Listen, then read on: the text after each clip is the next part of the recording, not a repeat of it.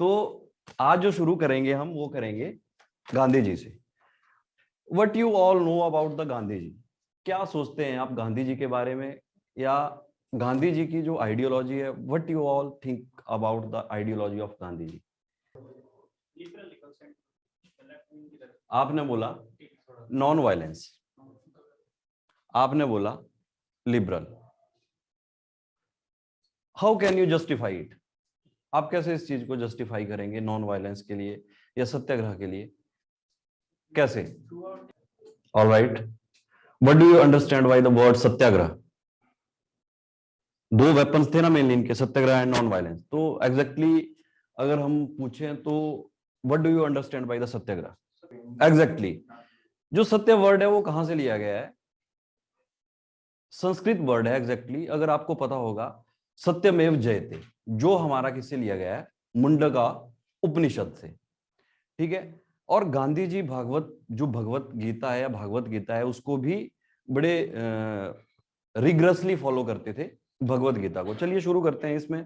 Apart from this, अगर हम गांधी जी की बात करें यहाँ पे, तो पहले हम इसको सेपरेटली देखेंगे। सबसे पहले उनके जो जीवन की शुरुआत है, ये आप लोगों ने पहले से भी पढ़ रखा होगा कि उनका जन्म कब हुआ। डिस्पाइट उसके बाद जो था वो लॉ करने के लिए गए, उसके बाद फिर इंडिया आए, फिर उसके बाद जो था then move toward the South Africa. ठीक है, हाँ जी, कम इन। साउथ अफ्रीका के बाद जो था वो फिर इंडिया में आए। कब हुई उनकी एंट्री इंडिया में? 1915 में। ठीक है, 1915 में। और उसके बाद जो था उन्होंने जो फर्स्ट यहाँ पे स्ट्राइक करी थी, मास स्ट्राइक करी थी, वो कौन सी थी? दैट वाज द, आप सभी को पता होगा इसके बारे में कि चंपारण सत्याग्रह, उसके बाद अहमदाबाद मिल स्ट्राइक और खेड़ा सत्याग्रह। लेकिन इससे पहले हम जानने की कोशिश करेंगे कि जो उनकी जर्नी रही थी, जो जर्नी की शुरुआत हुई थी, वो कहां से हुई थी? साउथ अफ्रीका से। अपार्ट फ्रॉम दिस, अगर यहाँ पे बात करें कि उनका नॉन वायलेंस के लिए क्या अप्रोच थी, सत्याग्रह के लिए क्या अप्रोच थी, रिलीजियन के रिगार्डिंग क्या अप्रोच थी, इकोनॉमिक के रिगार्डिंग क्या अप्रोच थी, या जिसके लिए उन्होंने जैसे खादी के लिए अप्रोच किया था कि आप जो है वो क्या चरखा चलाओ, वो क्यों बात करी थी उनपे? मैंने जो यहाँ पे दूसरे बैच वाले बैठे थे, हमने डिस्कस किया था उसमें भी कि जब इकोनॉमिक कोलैप्स हुआ था ड्यूरिंग द 18th सेंचुरी। ठीक है, जब इकोनॉमिक कोलैप्स हुआ था तो उस दौरान क्या हो रहा था कि ड्यूरिंग द इंडस्ट्रियल रेवोल्यूशन, जब इंडस्ट्रियल रेवोल्यूशन चल रही थी, तो यहां से जो है वो सस्ते माल को जो है कहाँ ले जाया जा रहा था? यूरोप या लंदन में, ब्रिटेन में ले जाया जा रहा था। और वहां से फिनिश्ड गुड्स तैयार होकर आ रही थी वो कहाँ पे? इंडिया में। और उनको जो है वो चीप रेट्स में बेचा जा रहा था वहां पे। दैट्स वाई गांधी जी ने यहाँ पे किसके लिए बोला था? इकोनॉमिक प्रोस्पेरिटी के लिए बोला था। इकोनॉमिक प्रोस्पेरिटी के लिए खादी का यूज किया जाए, चरखे को चलाया जाए, जिसके कारण जो है एक सेल्फ डिपेंडेंस आ सके किसमें? Among the Indians. इससे पहले की बात करें, गांधी जी का जन्म कब हुआ था? 2 अक्टूबर 1809 में। ठीक है, कहां पे हुआ था? पोरबंदर इन गुजरात। ठीक है, इसके बारे में आप सभी लोगों को पता होगा। उनके फादर कौन थे? करमचंद गांधी। जो इनका पूरा नाम था वो था। अब यहाँ पे मोहनदास करमचंद गांधी। अब ये जो जर्नी है मोहनदास से महात्मा बनने की, इसके बारे में देखेंगे कि how it become from Mohandas to Mahatma. Is it clear? तो उसके बाद जो था इनकी आफ्टर जो एजुकेशन कंप्लीट होती है, उसके बाद ये चले जाते हैं कहाँ के लिए? South Africa, sorry south Africa नहीं, साउथ अफ्रीका के लिए तो केस लड़ने के लिए जाते हैं। मैं उससे पहले की बात कर रहा हूँ। 1888 से लेके 1891 तक का जो फेज था वो इनका कहाँ पे बीता था? ब्रिटेन पे, लंदन में। ऐसा नहीं था। अब जैसे अगर हम लेटर ऑन बात करें कि ये जो थे, जैसे आपका अल्कोहल हो गया, नॉन वेजिटेरियन हो गया, इन चीजों के सभी के अंगेज थे, क्योंकि इनका ये मानना था कि अल्टीमेटली जो वायलेंस है, एक ये कारण है कि आपकी जो बॉडी में जो है हार्मोनल चेंजेस होते हैं। जैसा आप लोग खाते हैं वैसा आप रिएक्ट करते हैं। ठीक है, it's all about the hormonal changes in your body. तो ऐसा नहीं था। इससे पहले इन्होंने ड्यूरिंग द स्कूल टाइम, जो इनके स्कूल का टेन्योर था, तो इन सब चीजों को इन्होंने स्मोकिंग को भी किया था, अल्कोहल भी लिया था, नॉन वेजिटेरियन भी खाया था। ठीक है, ऑल दिस ऑल थिंग्स। जब इन्होंने लंदन जाना था, जब इन्होंने अपनी for the further there education London जाने के लिए, तो इनकी माँ जो थी वो नहीं चाहती थी कि ये इंडिया से बाहर जाएं या लंदन पढ़ाई के लिए जाएं, क्योंकि जो माहौल था उस टाइम का और जो कल्चर था इंडिया का और लंदन का या ब्रिटेन का, उसमें दिन रात का फर्क था।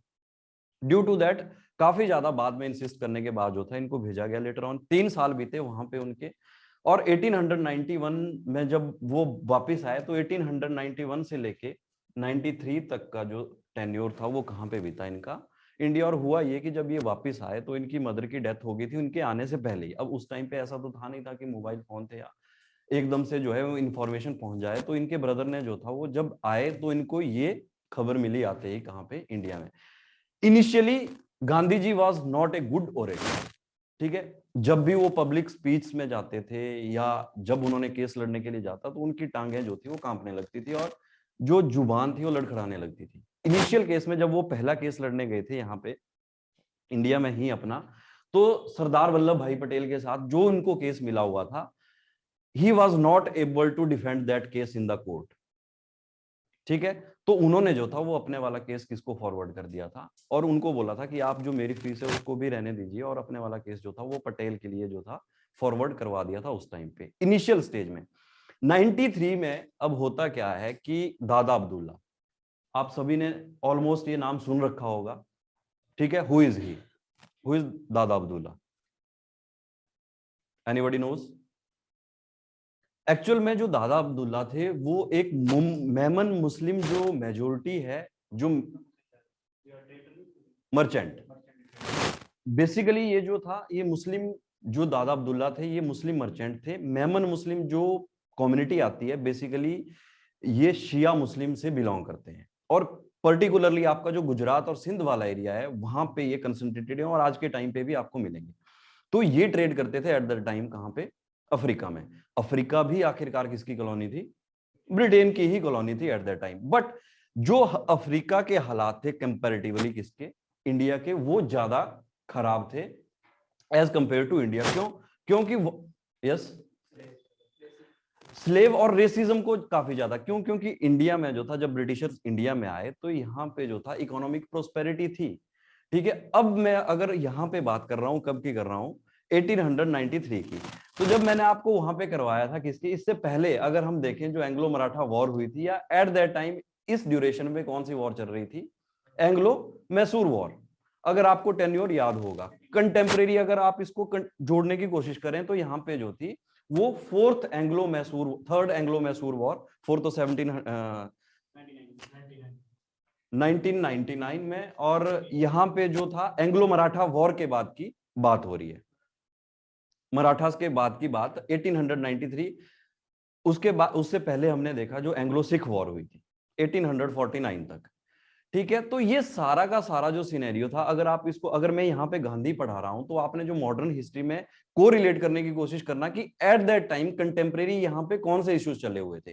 क्योंकि इसके बाद जो मैं आपको करवाने जा रहा था, आपने मॉडर्न हिस्ट्री में 2 फेजेस किए होंगे इनिशियल स्टेज में, कौन कौन से, 1885 से लेके 1905 तक का फेज था जिसको मॉडरेट फेज बोला जाता है, और 1905 से लेके 1917 तक का जिसको एक्सट्रीमिस्ट फेज बोला जाता है। सेम केसेस होते हैं किसके साथ, गांधी जी के साथ भी अफ्रीका में 2 फेजेस चलते हैं 1895 से लेके 1906 तक का, जिसको जो है मॉडरेट फेज बोला जाता है। और 1906 से लेके 1914 तक का जो फेज है उसमें जो है वो पैसिव रेजिस्टेंस करते हैं, जिसको जो है वो गांधी जी का एक्सट्रीमिस्ट फेज माना जाता है। मॉडरेट फेज में आपने देखा कि जो मॉडरेट्स की तरफ से तरीके अपनाए गए थे, प्रेयर, पिटिशंस एंड परसुएशंस, ठीक है, कि जो भी डिमांड है वो इन फ्रंट ऑफ ब्रिटिशर्स रख रहे थे, लेकिन माना किसी को भी नहीं जा रहा था। 1906 की बात देख लो आप, तो कंटेम्प्रेरी क्या हो रहा था यहाँ पे।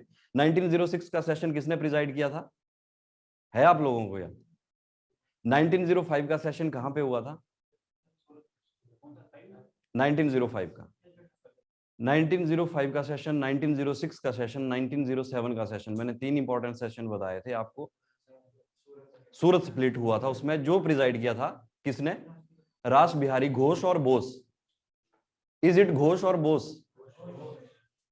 रास बिहारी घोष। और 1905 का सेशन कहां पे हुआ था? It is in Banaras, Allahabad session था जिसको प्रिजाइड किया था गोपाल कृष्ण गोखले ने।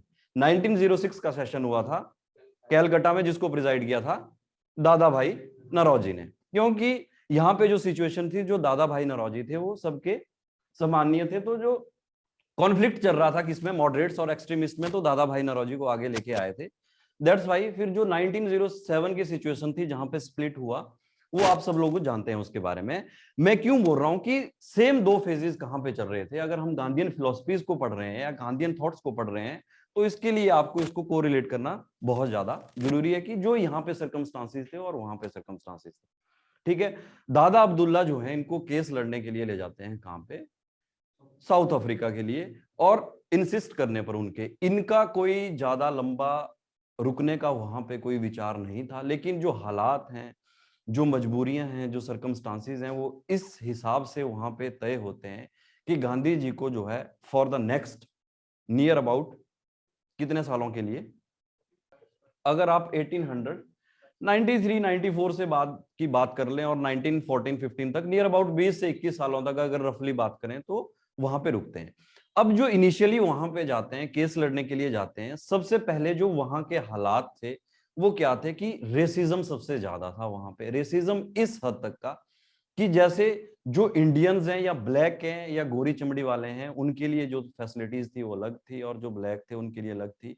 उनके लिए जो फुटपाथ थे वो अलग बनाए जाते थे, और जो व्हाइट थे उनके लिए जो फैसिलिटीज थी वो अलग थी। वो आपने पढ़ा भी था, मैंने आपको बोला भी था जब हमने 1942-43 के बाद क्विट इंडिया मूवमेंट किया था। वहां पे जब outbreak of second world war हुआ था, तो वहां पे जब इंडिया को इंडल्ज किया गया था किसमें, सेकेंड वर्ल्ड वॉर में, तो यहां से जब मिलिट्री की मूवमेंट हो रही थी किस तरफ, व्हेन, कहां पे, जापान ने जब अटैक किया था किसके ऊपर, पर्ल हार्बर के ऊपर, और उसके बाद जो था वो एंटर कर रहे थे, सिंगापुर को एक्वायर किया था। सिंगापुर किसकी कॉलोनी थी, ब्रिटेन की। साउथ ईस्ट एशिया के रूट से एंटर कर रहे थे कहां पे, इंडिया में। तो जब यहां से डिप्लॉय किया गया था इंडियंस को कहां पे, नॉर्थ ईस्टर्न फ्रंट पे, बांग्लादेश तक ले जाया गया, तो ब्लैक और व्हाइट रोड बनाए गए थे किसके लिए, जो ब्रिटिशर्स थे, ब्रिटिशर्स आर्मी थी, उनको जो था ट्रांसपोर्टेशन की फैसिलिटी थी, और जो इंडियंस थे उनको जो है पैदल पहुंचाया गया कहां पे, बांग्लादेश के जो लास्ट वाला एरिया है या रीजन है वहां तक उनको ले जाया गया।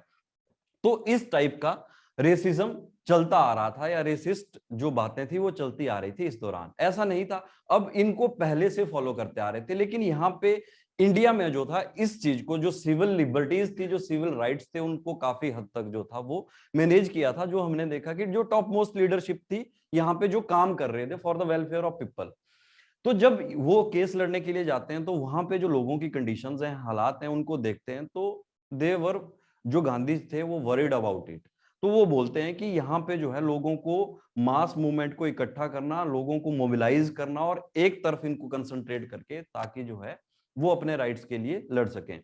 तो इसी सिलसिले में शुरुआत होती है। और 1895, अगर आपसे क्वेश्चन में पूछा जाए, अब अगर हम क्वेश्चन में आते हैं, तो शुरू के जो 5-6 सालों तक था यही दौर चलता रहा, लेकिन इसके बाद गांधी जी ने सेम अप्रोच बनाई, कौन सी, प्रेयर्स और पिटिशंस की। ठीक है, लेकिन जब बात नहीं बनी, 1905-6 के बाद का जो फेज है, यहाँ पे स्टार्ट होती है क्या, पैसिव रेजिस्टेंस। अगर पूछा जाए कि गांधी जी को फर्स्ट टाइम कब अरेस्ट किया गया था, तब आपका जो आंसर है वो होना चाहिए जब इन्होंने वहां पे एक, इससे पहले जो था, जो एशियाटिक रजिस्ट्रेशन एक्ट आता है वो 1908 में आता है, और 1906 में ये नाटल, जो नताल इंडियन कांग्रेस है, नताल वाज ए बेसिकली जगह है अफ्रीका में। अफ्रीका देखो, एक इसको जो है वो ज्योग्राफिकल तरीके से जो है वो कॉन्टिनेंट को डेजिग्नेट किया गया है। ठीक है, नताल, ट्रांसवाल, ये सारे के सारे रीजन थे कहां पे, अफ्रीका में। तो नाताल इंडियन कांग्रेस को उन्होंने 1894 में ही बना लिया था। इससे पहले जो इनका न्यूज़पेपर आता था, कौन सा, जो वीकली जर्नल आता था, कौन सा था, गांधी जी का, हरिजन तो 1932 के बाद की बात है। इंडियन ओपिनियन, और एनी बेसेंट का कौन सा था, एनी बेसेंट का न्यू इंडिया या यंग इंडिया। अगर आपको इन चीजों को एटलीस्ट ज्यादा जल्दी ग्रास्प करना है, तो आपका जो रिवीजन था मॉडर्न हिस्ट्री का, स्पेसिफिकली जो 1885 से लेकर 1947 तक का फेज है, वो मस्त था।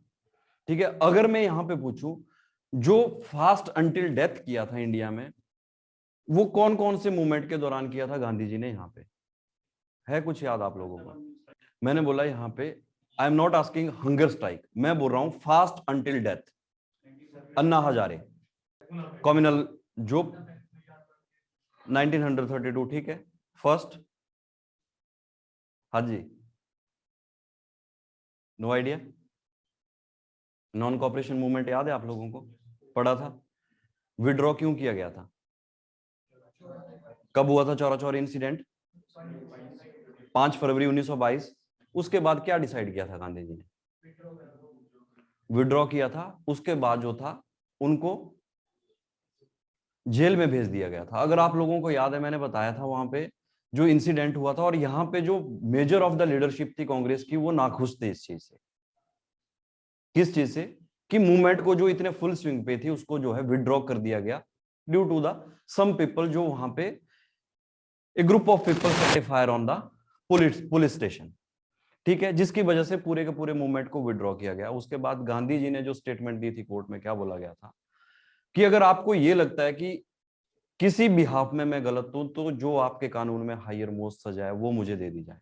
उसके बाद जो था उनको भेजा गया कहां पे, जेल के लिए, जेल में भेजा गया, और वहां पे उनका फास्ट अंटिल डेथ चला। और अगर आपको याद हो, वहां पे ड्यू टू हेल्थ इश्यूज इनको बाद में बाहर निकाल दिया गया था। तभी जो था उन्होंने अपना सेशन प्रिजाइड किया था, कौन सा, बेलगांव में। कब हुआ था? The only session presided over by the Gandhi ji. एक ही सेशन था, एकमात्र सेशन था जो गांधी जी ने, और ये 1922 से लेकर 1928 तक का फेज था, जो पूरा का पूरा वैक्यूम क्रिएट था किसमें, इंडियन जो पॉलिटिक्स थी या जो कांग्रेस का पूरा सिनेरियो था, उसमें वैक्यूम। और ये जो फेज था, यहाँ पे कौन सी चल रही थी, रेवोल्यूशनरी एक्टिविटीज चल रही थी। मेजर ऑफ द पार्ट मैंने अगर आपको बताया था, याद होगा, बंगाल और पंजाब वाला रीजन था, जो स्पेशली काकोरी ट्रेन कॉन्स्पिरेसी होती है, HRA या HSRA, these all events, first one, second one, communal जो अवार्ड्स होते हैं, और वहां पे पूना पैक्ट साइन किया जाता है, दिल्ली पैक्ट साइन किया जाता है, किस किस के बीच में, किस किस के बीच में साइन किया जाता है पूना पैक्ट? BR अम्बेडकर और गांधी जी। बिल्कुल गलत। BR Ambedkar and Madan Mohan Malviya. मैंने आप लोगों को बताया था कि at that time Gandhi ji was in jail. Gandhi ji के बिहाफ में साइन किया था पैक्ट को किसने? फिर से जाके घर में नोट्स पढ़ो, किताबों को खोलो, आपने रिवाइज नहीं किया है अच्छे से कॉन्सेप्ट को। वहां पे on the behalf of Gandhi ji किसने साइन किया था? और ये एग्जाम में क्वेश्चन पूछा भी गया है। आप लोग यही गलतियां करते हैं, जिसके कारण जो है आप सिली मिस्टेक्स करके आते हैं। गांधी जी जेल में थे, गांधी जी के बिहाफ में साइन किया गया था मदन मोहन मालवीय के द्वारा, ठीक है। वहां पे वो सेकंड फास्ट अंटिल डेथ, और थर्ड वन कब किया जाता है? 1947, जब पार्टीशन होता है, जब जो है मार काट चली होती है, स्पेशली इन दिल्ली और बंगाल वाले रीजन में, तो वहां पे डिसाइड करते हैं फास्ट अंटिल डेथ। और 1948 में तो उनका असैसिनेट कर दिया जाता है भाई नथुराम गोडसे। हाँ जी, ठीक है। मदन मोहन मालवीय, इन्होंने ठीक बोला, बिल्कुल, गांधी जी जेल में थे। इसके बाद हम कहां पे थे? इनिशियल फेज में, जो वहां पे प्रोटेस्ट चल रहा होता है, किसके लिए? For the rights of civilian rights. अब वहां पे क्या किया गया था कि जो लेबर क्लास थी, या जो जितने भी कॉलोनीज थी, यहां से लेबर ले जाई जाती थी अफ्रीका में, उनको 3 क्लासेस में बांटा गया था। कौन कौन सी? The first one is indentured, second one is, जो मैंने आपको बोला, मेमन मुस्लिम्स थे, और थर्ड वन की जो कैटेगरी थी वो थी नॉन इंडेंचर्ड। अब इन तीनों को अगर हम क्लासिफाई करेंगे तो कैसे? जो फर्स्ट कैटेगरी थी, इंडेंचर्ड्स में कौन से आते थे? जो यहां से स्लेव ले जाए जाते थे या लेबर ले जाई जाती थी, उनसे कॉन्ट्रैक्ट साइन करवाया जाता था कि आपको जो है ये इतना काम करना है, और उसके बदले में आपको इतनी पगार जो है वो दी जाएगी, ठीक है। फिक्स कॉन्ट्रैक्ट साइन कर लिया, 3 साल के लिए, 5 साल के लिए, 7 साल के लिए, वो पूरा का पूरा टेन्योर था। सेकेंड वन, मेमन मुस्लिम, ठीक है, जो बेसिकली मर्चेंट्स का काम करते थे, और उनको जो है बाद में वहां पे लेबरर्स बना दिया गया। थर्ड कैटेगरी थी नॉन इंडेंचर्ड, जो एज ए लेबरर आए थे, जिन्होंने कॉन्ट्रैक्ट साइन किया था, लेकिन उनका जो कॉन्ट्रैक्ट पीरियड था वो खत्म हो गया था, और उसके बाद जो वहां पे अपने बच्चों के साथ वो लोग रह रहे थे, तो वो थर्ड कैटेगरी में आ रहे थे वहां पे। उसका उससे क्या दिक्कत थी? क्योंकि जिनका कॉन्ट्रैक्ट खत्म हो गया था वो लोग वहां पे रह रहे थे, तो वो जो थे, वो जो टैक्स लिया जा रहा था ब्रिटिशर्स के द्वारा, वो ले नहीं पा रहे थे, और जो जितनी कमाई हो रही थी वो खुद लिए जा रहे थे। तो उनके ऊपर जो था लेटर ऑन वहां पे एक पोल टैक्स भी लगाया जाता है, जिसमें जो है उनको 3 पॉन्ड जो है वो पर मंथ देने पड़ते थे, किसके लिए? ब्रिटिशर्स के लिए। तो इस तरह से जो था वो जितनी भी इंडियन लेबर थी या जो जितने भी एशियाटिक, वहां पे later on Asiatic registration act लेके आए, जिसमें क्या प्रोविजन रखा गया था एशियाटिक रजिस्ट्रेशन एक्ट में, कि चाहे वो इंडियन है या चाइनीज है, वहां पे आपको क्या करना है कि आपकी प्रॉपर रजिस्ट्रेशन होगी, आपका थंब इंप्रेशन लगेगा कि आप जो है वो कौन से, कहां से, कौन सी कंट्री से बिलोंग करते हैं, जिसके विरोध में जो था वो गांधी जी ने काफी ज्यादा इसका क्रिटिसाइज किया था। और जो फर्स्ट, अगर हम फर्स्ट टाइम जेल की बात करें, उनको तो 1906 में हुई थी। अगर कठोर कारावास की बात करें जिसमें जो था वो वर्क के लिए बोला जाता है या जिसके बदले में जो है काम करवाया जाता है, वो 1908 में हुआ था। कहां पे? साउथ अफ्रीका में। क्लियर है? नेक्स्ट लिखेंगे आप इसमें Indian in South Africa, Indian in South Africa, क्योंकि बेसिकली जो पूरी जर्नी है यहाँ पे ऑलमोस्ट जो है कुछ पार्ट जो हमने वो इंडियन नेशनल मूवमेंट में कवर कर लिया है कि यहाँ पे उनकी जो है मेजर मास स्ट्राइक्स कौन थी, नॉन कॉपरेशन मूवमेंट लॉन्च की जाती है, ऑल इंडिया खिलाफत कमेटी जो बनाई जाती है उसको प्रिजाइड करते हैं, सिविल डिसओबीडियंस मूवमेंट को लॉन्च किया जाता है, वो चीजें हमने पढ़ी हैं। लेकिन बेसिकली जो अगर यहाँ से 3 या 4 5 क्वेश्चन निकल के आएंगे, जो इनका आउटर फेज था, बाहर वाला फेज था, वहां से वो लोग वो चीज हमने कवर नहीं की होती किसके मॉडर्न वाले पार्ट में, तो यहीं से जो है वो क्वेश्चन बन के आते हैं, आपके पास निकल के आते हैं। ठीक है, clear? Indian in South Africa, the Indian in South Africa consisted of 3 categories. सबसे पहले कौन सा बोला मैंने आपको? हाँ जी, इंडेंचर्ड इंडियन लेबर। सेकंड आ गया आपका मेमन मुस्लिम्स।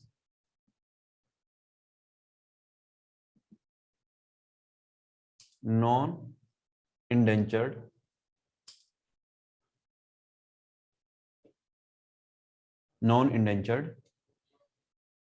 इंडियन लेबर,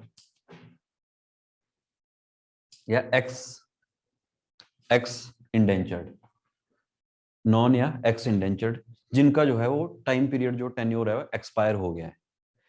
ठीक है, 1 बाय 1 कैटेगराइज करेंगे इनको। Indentured Indian labour mainly from the south India who had migrated to south Africa.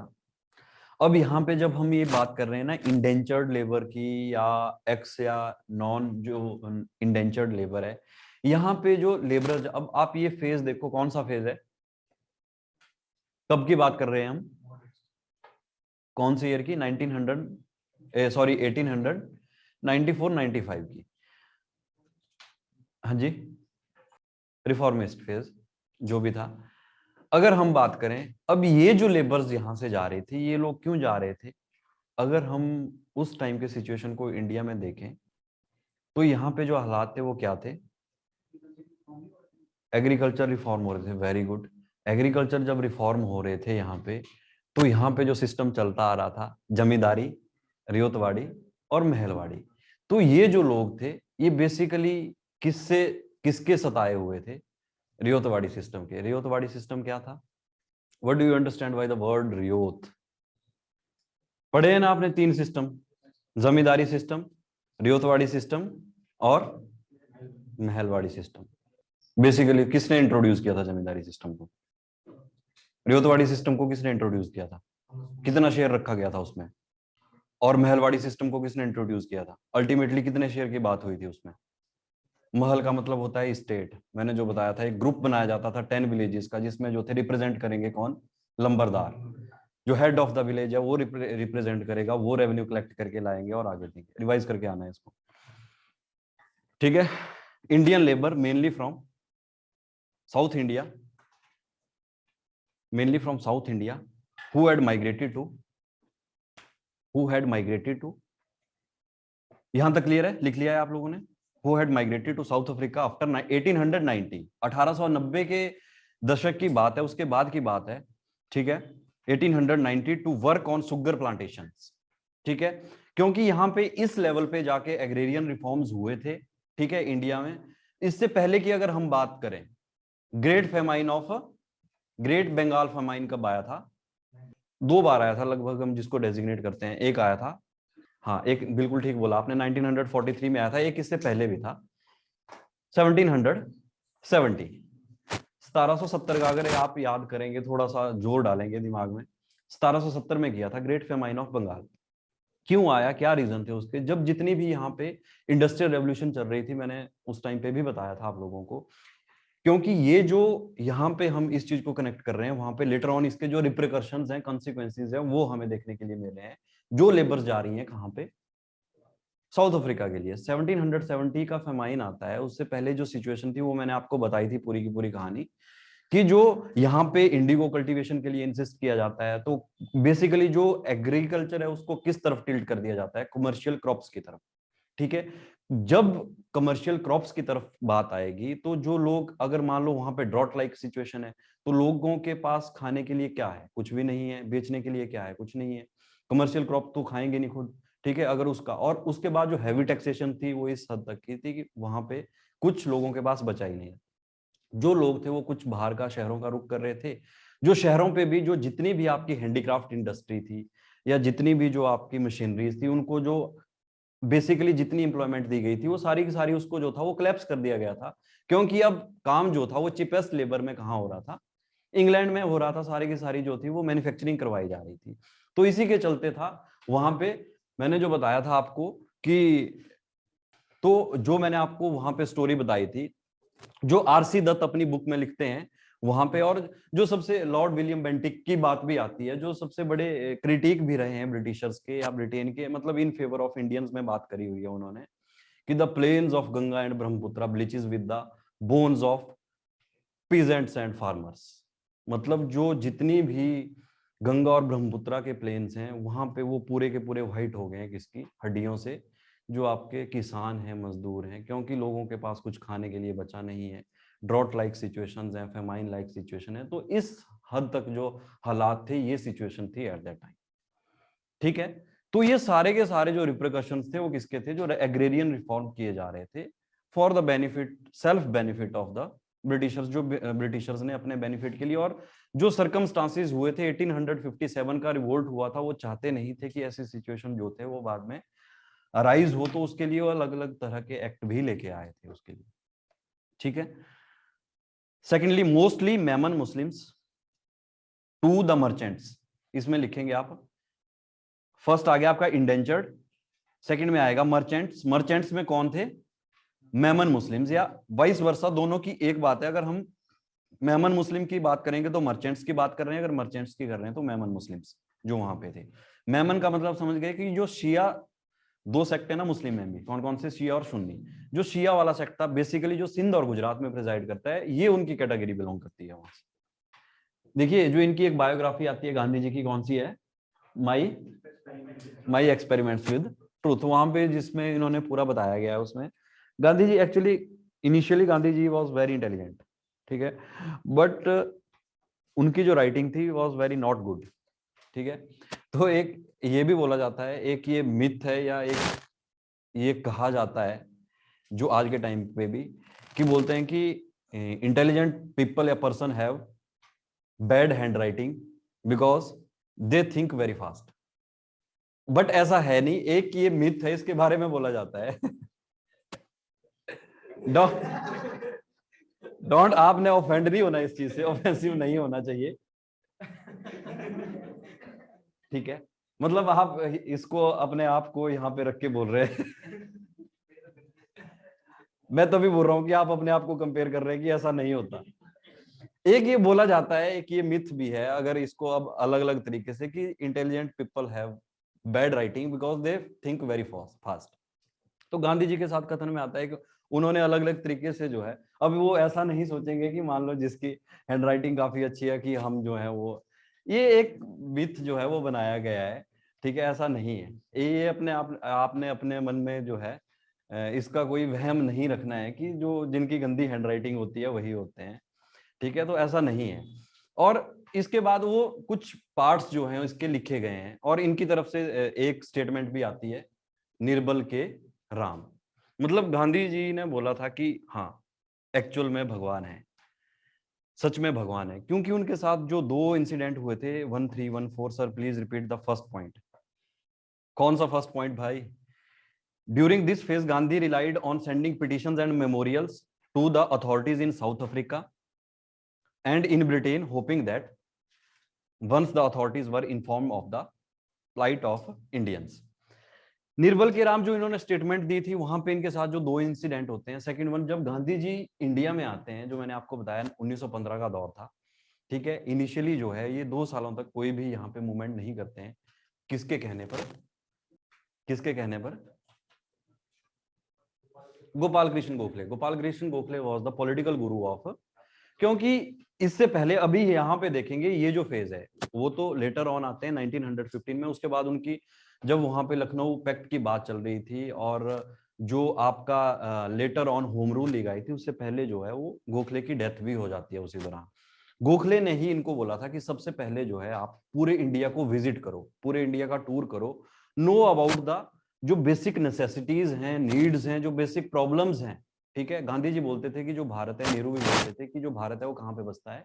गांव में, ठीक है। भारत जो है वो कहाँ पे बसता है? गांव पे। तो सबसे पहले आप उसके बारे में जानो, उसके बाद जो है किसी मूवमेंट के लिए आप तैयार होना। तो इनिशियल स्टेज में जब इन्होंने वहां पे आश्रम बनाना था, कौन सा आश्रम बनाया गया था? साबरमती आश्रम, गुजरात में, ठीक है। तो Gandhi ji was not very financially sound, तो उनके पास इतने रिसोर्सेज नहीं थे कि वो जो थे वहां पे सेटअप कर सकें।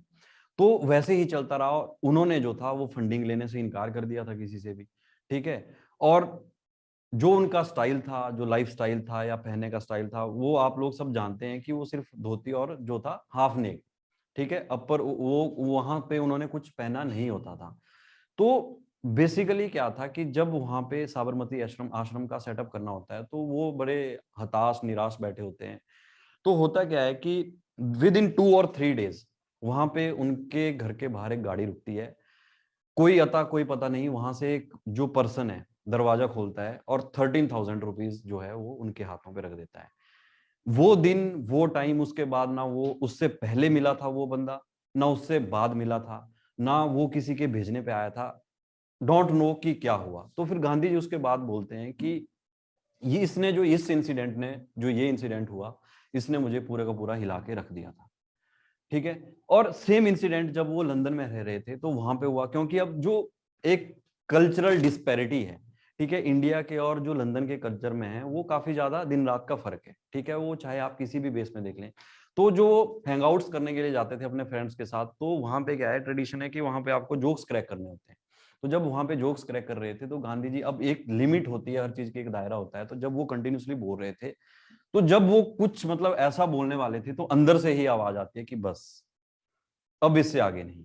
तो वो बोलते हैं कि ये जो 2 इंसिडेंट हुए तो एक्चुअल में लगता है कि भगवान है, एक्चुअली गॉड वॉज देयर, ठीक है। और इसके बाद एक दूसरा इंसिडेंट होता है, जो उन्होंने कपड़े नहीं पहने होते अपने शरीर के ऊपर, बदन के ऊपर, जब वो मास मूवमेंट कर रहे होते हैं, घूम रहे होते हैं, तो एक छोटा सा बच्चा उनके पास आता है कि गांधी जी भाई, आपने जो है, आप इतने ज्यादा लोगों के बीच में रहते हैं, बड़ी बड़ी आपने पॉलिटिकल ऑर्गेनाइजेशंस के हेड हैं, मतलब उस टाइम पे कांग्रेस का दूसरा नाम ही, अगर आप देखेंगे जब नॉन कॉपरेशन मूवमेंट होती है तो कांग्रेस का दूसरा नाम ही गांधी जी हो गए थे, उनके बिहार पे ही सारे डिसीजन होते हैं।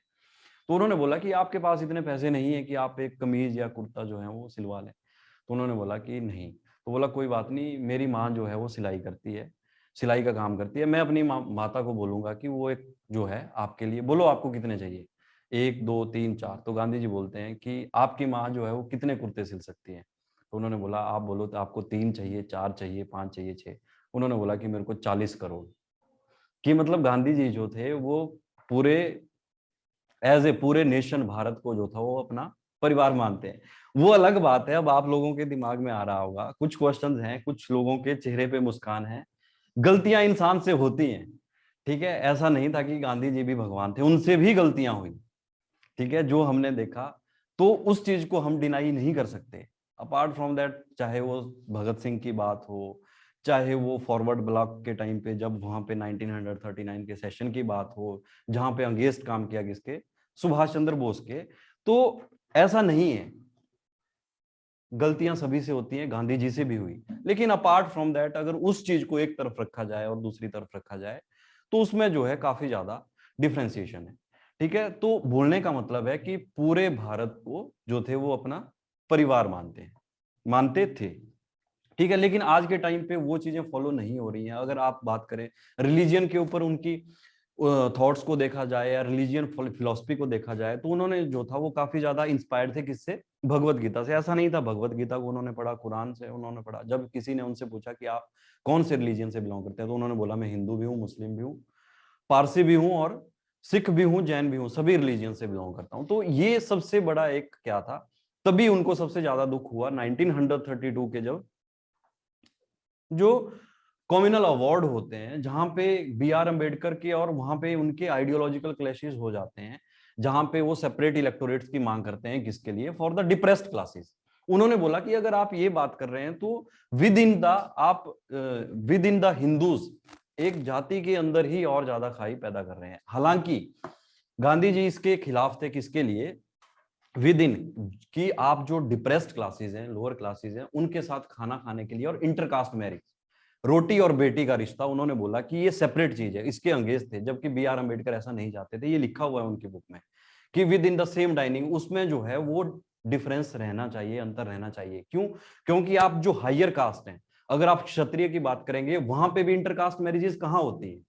ठीक है, अगर शर्मा और राजपूत को ले लिया जाए तो इन सम हाउ अब तो चलता है। तो वहां पे उन्होंने बोला उस टाइम पे कि जब वहां पे नहीं हो रहा है तो फिर डिप्रेस्ड क्लासेस में क्यों। ठीक है, उस चीज को, उनकी जो आइडियोलॉजी थी वो सेपरेट थी बी आर अम्बेडकर से।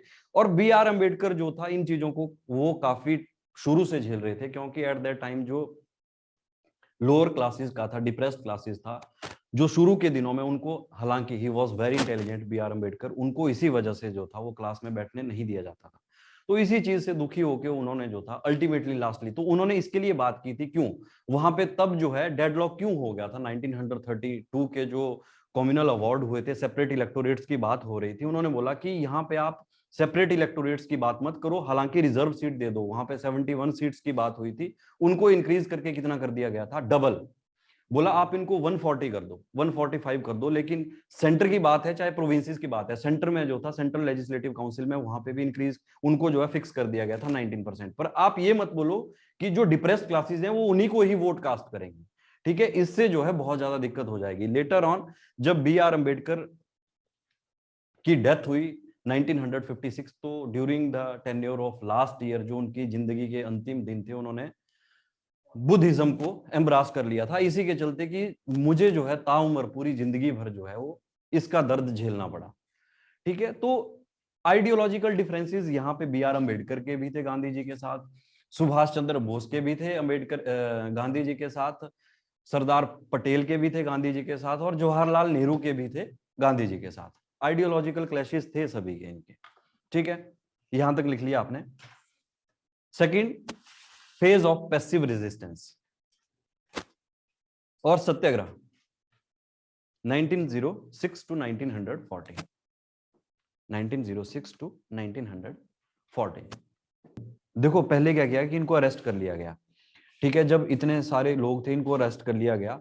सबसे पहले यहाँ पे अप्रोच क्या थी गांधी जी की, कि जो लोगों के मन में डर है किसके लिए, जेल जाने के लिए, उसको जो है वो पहले साइडलाइन करना है। उसके बाद जो है जब जेल कर दिया गया, फिर क्या हुआ कि ज्यादा जो मास मोबिलाइजेशन बढ़ने लगी, तो लेटर ऑन क्या किया कि इनको जो है वो किसमें, ब्रिटिशर्स के द्वारा, ब्रिटिशर जो थे वो एक्सपर्ट थे, ओवर क्लेवर, किसमें झूठ बोलने के लिए माहिर थे। तो उन्होंने बोला कि ठीक है, आपको जो है वो इसमें हम नहीं ज्यादा इंसिस्ट करेंगे, लेकिन इनिशियली जो है आप सिंपली इसमें साइन कर दीजिए, जिसके बोलने पर जो था इनको छोड़ दिया गया। लेकिन फिर इसको जो था और ज्यादा जो था कंपल्सरी बना दिया गया, और ज्यादा इंसिस्ट किया जाने लगा from the side of Britishers, जिसके चलते जो है लेटर ऑन फिर ऑर्गेनाइज करते हैं गांधी जी, और वहां पे शुरुआत करते हैं। ये जो इनका खुद का रजिस्ट्रेशन होता है उसको फाड़ कर जला दिया जाता है, और जो जितने भी रजिस्ट्रेशन होते हैं उन सभी को वहां पे इकट्ठा जला दिया जाता है। फिर ये मूवमेंट की तरफ आगे बढ़ने का दौर शुरू हो जाता है यहीं से ही। नेक्स्ट लिख लो, immigration restriction act, immigration restriction act of 1907, immigration restriction act of 1907। अब जो act as the name indicate किसके लिए होगा ये एक्ट, मतलब बाहर से कौन आ रहे थे, इंडियंस या एशियंस, ठीक है बेसिकली। तो फिर इन्होंने बैन क्यों किया इनके लिए, तो सही था, जब आ रही है लेबर, चीपेस्ट लेबर मिल रही है, तो पहले से ही स्लेव थे। और वहां पे क्या था कि जो व्हाइट और ब्लैक का चलता रहा है, व्हाइट जो थे वो रूल कर रहे थे, तो उनको ये इनसिक्योरिटी हो गई, ये डर हो गया कि जो लार्ज नंबर ऑफ ब्लैक्स आ रहे हैं या जो इंडियंस हैं, एशियंस आ रहे हैं, तो धीरे धीरे क्या होगा कि हमारी जो डोमिनेंस है वो खत्म हो जाएगी।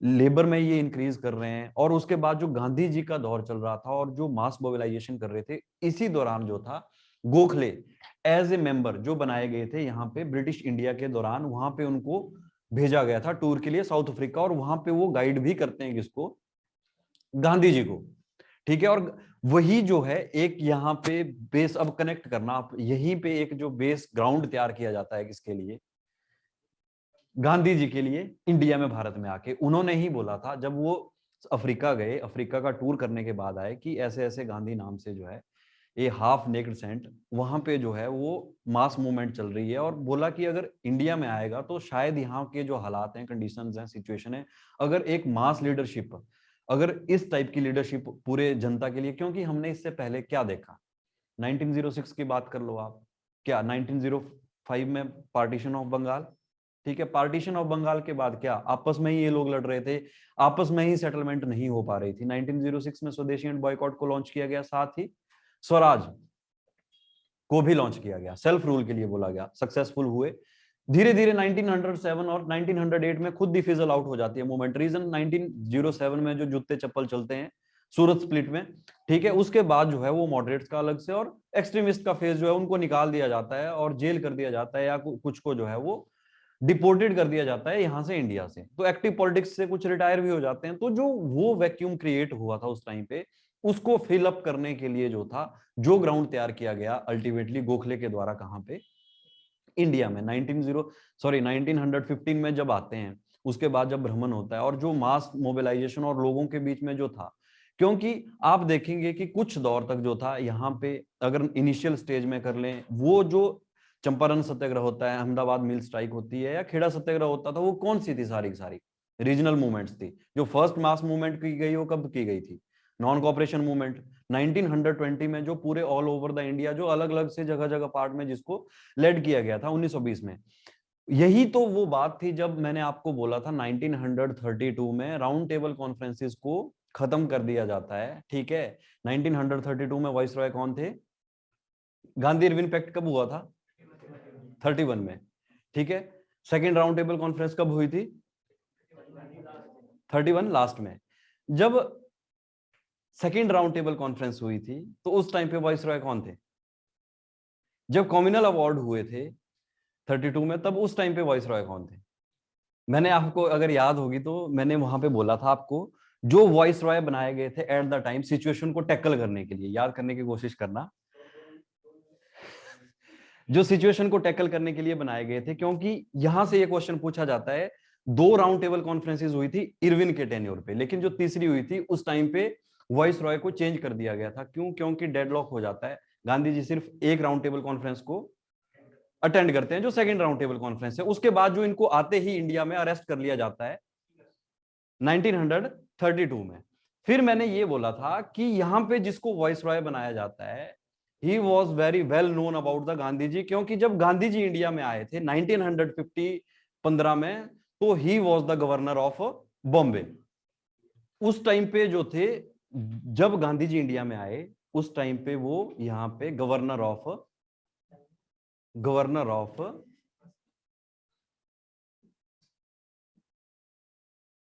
लॉर्ड वेलिंगटन, ठीक है, जो कि उस टाइम पे, इससे पहले गवर्नर ऑफ बॉम्बे बनाया गया था उनको, क्योंकि वो जान चुके थे कि Gandhi ji was a very, जो है ये अग्रेसिव आदमी है, ये जो है सत्याग्रह करता है, नॉन वायलेंस करते हैं, सॉरी नॉन वायलेंस को इतने रिग्रेसली तरीके से, ट्रूथ और नॉन वायलेंस को इतने रिग्रेसली तरीके से फॉलो करते हैं।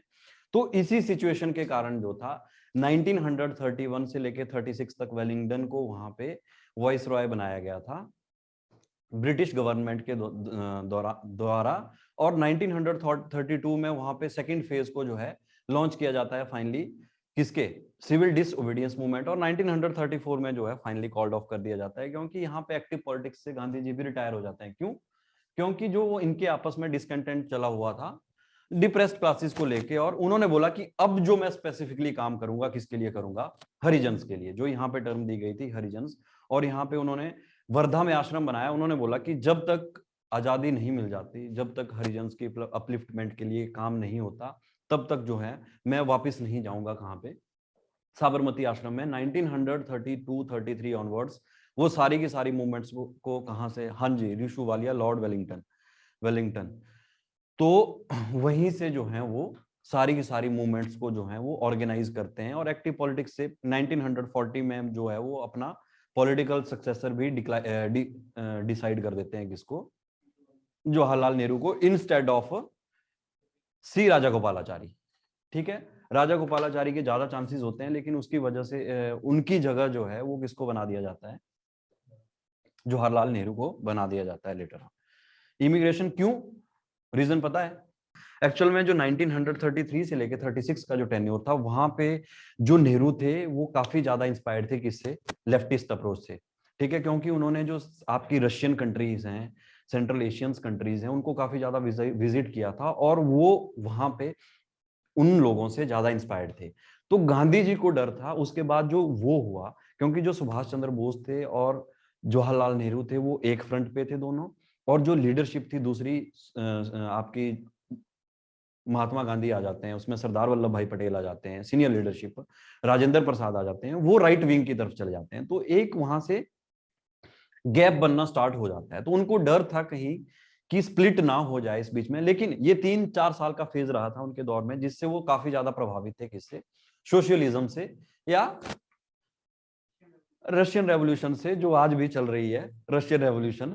ठीक है, जिससे, ठीक है, वो आप लोग देख रहे होंगे उसको, आप सिचुएशन को बेटर एनालाइज कर रहे होंगे, क्योंकि ये काफी ज्यादा इंपॉर्टेंट है। मैं ऐसे नहीं बोल रहा हूँ करंट का, कि आपको एटलीस्ट इसके बारे में पता होना चाहिए कि ये जो रीजन है इसके, ये क्यों अराइज हुआ, क्यों ये सिचुएशन हुई, क्यों अटैक कर दिया गया, ग्लोबल जियोपॉलिटिक्स लेवल में ग्लोबल पोजीशन क्या है।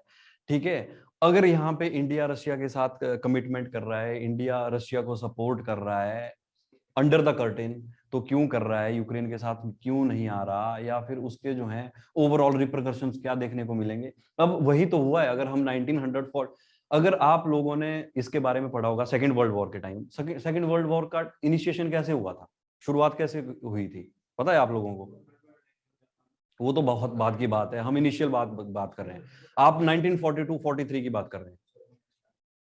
जर्मन एक्सपेंशन कैसे हुआ, सेम इसी से, उन्होंने अटैक कर लिया किसके ऊपर, नॉट यूएसएसआर, आप गलत बोल रहे हैं इसको। जो 1939 का इनिशियल फेज था, जब प्रॉक्सी वार चल रही थी, फोनी वार चल रही थी, तो यूएसएस जर्मनी ने, नाजीज ने अटैक कर दिया किसके ऊपर, ऑस्ट्रिया और चेकोस्लोवाकिया के ऊपर। पहले पोलैंड बाद में आता है, वो बाद में आता है। जो इनिशियल फेज है, ऑस्ट्रिया और चेकोस्लोवाकिया के ऊपर अटैक कर दिया जाता है, लेकिन उसके 2-3 महीने के बाद ही वहां पे तब तक कोई भी फोर्सेस, क्योंकि जब हम देखते हैं 1939 में वॉर शुरू हो चुकी थी, लेकिन उस लेवल पे जो फाइनल वॉर डिक्लेयर होती है 1940 अप्रैल और मई से, क्योंकि वहां पे जो थी वो सारी की सारी जो एलाइज और एक्सिस पावर्स थी वो इंडल्ज हो चुकी थी। क्यों? क्योंकि जब ये ऑस्ट्रिया और चेकोस्लोवाकिया के ऊपर वॉर करते हैं, तो उसके 3 महीने के बाद ही अटैक कर दिया जाता है नाजीज के द्वारा, किसके ऊपर, पोलैंड के ऊपर। अब हुआ ये कि पोलैंड की मिलिट्री ट्रीटी हुई थी किसके साथ, ब्रिटेन के साथ, और वहां पे उन्होंने साइन किया था कि अगर हमारे ऊपर अटैक करता है तो आपको जो है हमारी सपोर्ट के लिए आना पड़ना।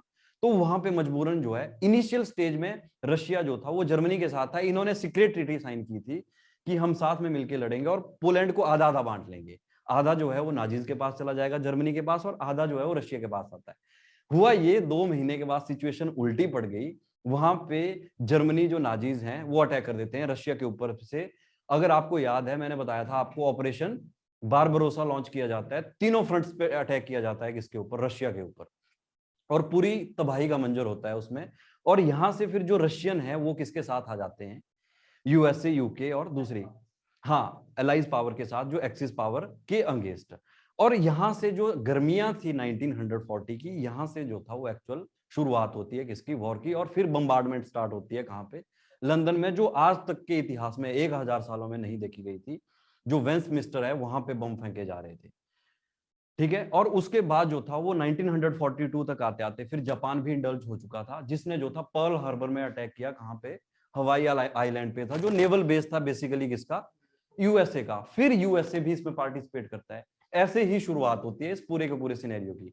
तभी जो था शुरू में मैंने आपको वहां पे बताया था कि कम्युनिस्ट ने क्यों पार्टिसिपेट नहीं किया था क्विट इंडिया मूवमेंट में। इनिशियल में उन्होंने बोला कि हम जो हैं ब्रिटिशर्स का साथ नहीं देंगे। क्यों?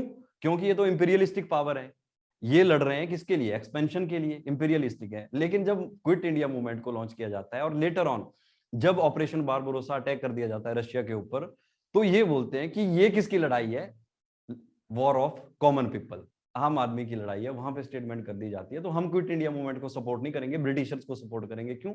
क्योंकि ये तो कौन थी, जो ब्रिटेन, यूएसए और अलाइज पावर थी, जो रशिया थी, वो एक साथ खड़ी थी, तो हम इनको सपोर्ट करेंगे। दैट्स व्हाई कम्युनिस्ट ने जो था वो अपना स्टैंड जो वहां पे चेंज कर दिया था। तो ये सारे के सारा सिनेरियो है। Immigration restriction act of 1907। ज्यादा हैवी तो नहीं हो गया? बोलो, बाउंसर तो नहीं हो गया? तो मैं फिर ज्यादा कुछ स्लो चलूंगा। अगर आपने पहले कर रखी होंगी चीजें तब फिर ज्यादा दिक्कत नहीं होगी। अगर हाँ, अगर हो सकता है पहली बार कर रहे होंगे आप, तो फिर दिक्कत हो सकती है। अगर फर्स्ट टाइम इनको कर रहे होंगे। Immigration restriction act of 1907, the earlier campaign was widened to include, the earlier campaign was widened to include protest against the new legislation imposing restriction on Indian migration. In August 1908, imposing restriction on Indian immigration, जो लोग जितने भी आ रहे थे वहां से, उसके ऊपर इन्होंने impose कर दी restriction. In August 1908, Indians defied this law by crossing over from Natal to Transvaal.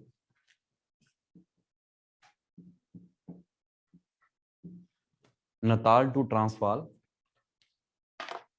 and by refusing to produce क्या, licenses, and by refusing to produce licenses. Many of these Indians were jailed.